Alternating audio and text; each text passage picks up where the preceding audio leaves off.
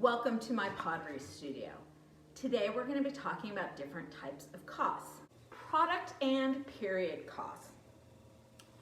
Anything that we are using here in our pottery factory in the manufacturing process is going to be a product cost.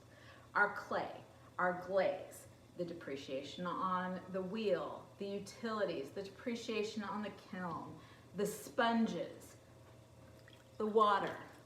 All of those are going to be product costs because they are used to make the product. Our period costs are going to be all of our costs that are used for something other, that paying for something other than making our product.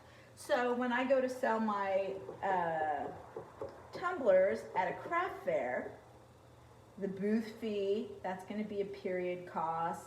If people are paying by credit card, the credit card fee, that's going to be a period cost. Shipping, if I have to pay for shipping, that's going to be a period cost. If I do a social media boost, any kind of selling or marketing cost, that's all going to be period cost. If I had a CEO that was sitting in some nice air-conditioned location, just telling me what to do, that would be a period cost. Luckily I'm an owner-operator, so I get to be a product cost. Well, when I'm making pots, I'm a product cost. When I'm selling, I'm actually a period cost. So me, personally, I can be both. We're here at the kiln. This will be the last phase of creating our tumblers.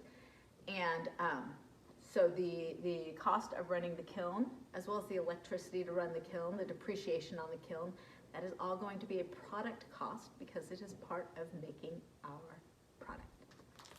But hopefully that helps you with product costs. Some things just to keep in mind. Oops. So much for that. This is what we call waste, and we won't be covering this till later in the semester. Spoilage. Some little things to keep in mind.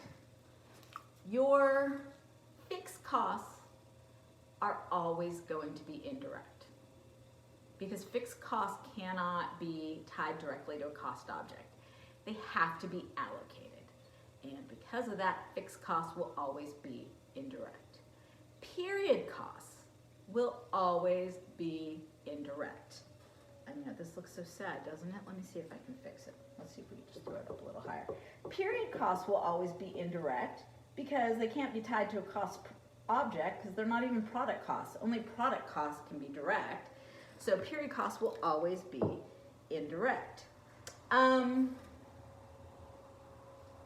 Inversely, direct costs will always be variable. Okay, you can't have a variable, a direct fixed cost because fixed costs have to be indirect. They have to be allocated. So just a couple little tips. So when you're like, oh, I know it's a product cost, or I know it's a fixed cost, but I can't remember if it's direct or indirect. If it's a fixed cost, it's always indirect. All right, I'm gonna see if I can salvage this poor little pot, and I'll let you guys get back to it.